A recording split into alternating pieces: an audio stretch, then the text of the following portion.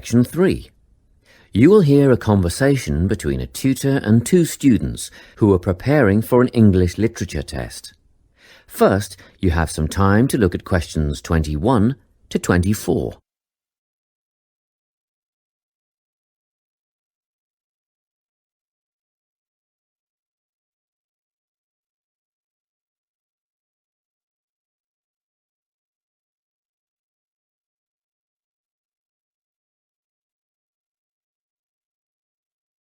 Listen carefully and answer questions 21 to 24.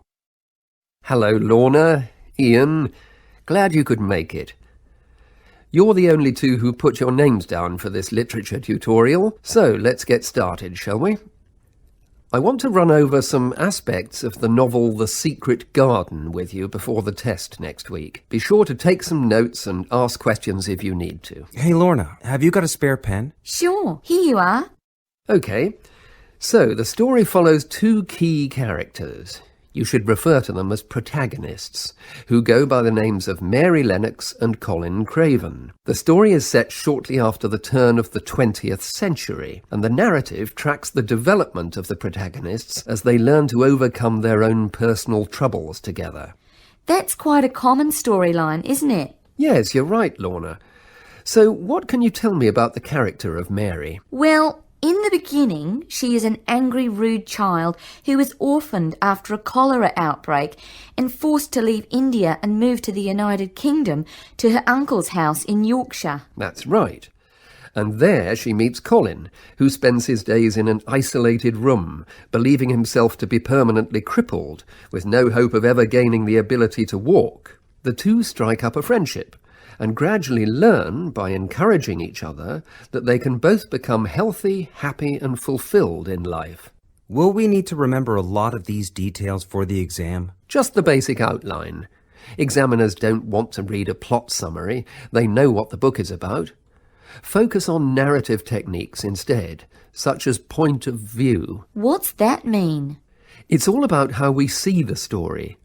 This story, for example, is written from the perspective of what is called an omniscient narrator. Omniscient means all-knowing. So, as readers, we get to see how all the characters feel about things, what they like and don't like, and what their motivations are in the story.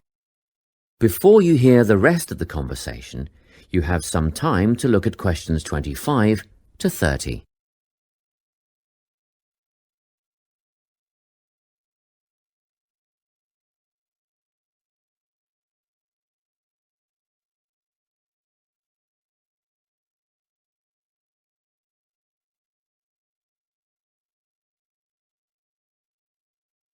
Now listen and answer questions 25 to 30. Won't it be hard to write a technical analysis? After all, it's a kid's book. Well, it was initially pitched at adults, you know. But over the years it has become seen as a more youth-orientated work. And you're right in a sense. The simple vocabulary and absence of foreshadowing make the story very easy to follow and ideally suited for children. But that doesn't mean there isn't much to analyse.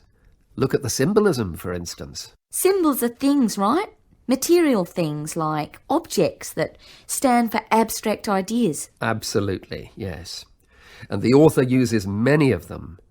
There's the robin redbreast, for example, which symbolises the wise and gentle nature that Mary will soon adopt. Note that the robin is described as not at all like the birds in India. Roses are used as well, as a personal symbol for Mistress Craven. You'll see they're always mentioned alongside her name, and Mistress Craven's portrait can also be interpreted as a symbol of her spirit. Are symbols just another name for motifs? No, motifs are a bit different. They don't have as direct a connection with something the way that a symbol does. Motifs are simply recurring elements of the story that support the mood. Are there any in this novel? Yes, two very important ones. The Garden of Eden is a motif. It comes up a few times in connection with the garden of the story. And then you've got the role that secrets play in the story.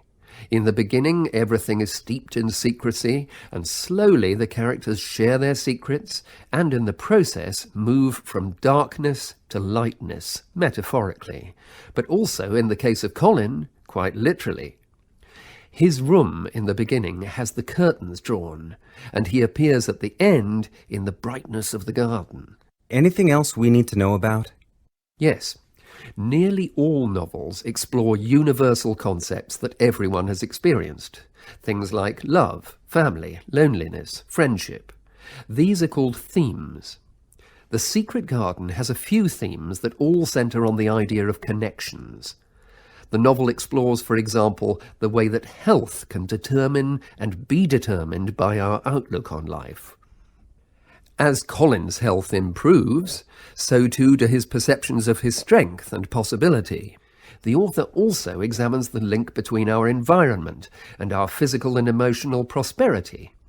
The dark, cramped rooms of the manor house stifle the development of our protagonists. The garden and natural environments allow them to blossom, just as the flowers do.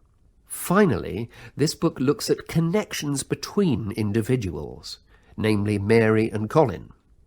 This necessity of human companionship is the novel's most significant theme, because none of their development as individuals would have occurred without their knowing each other. Well, that about sums it up, I think. That's a great help, thanks. Yes, thanks very much. That is the end of section 3.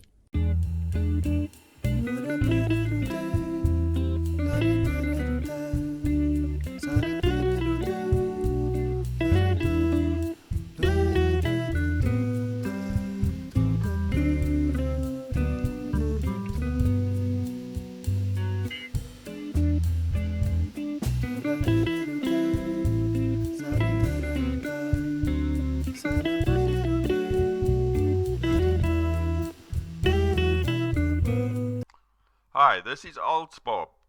I would very much appreciate it if you could like, subscribe and share this video, as this will enable me to help more IELTS students reach their IELTS goals. Very much appreciated. Thank you.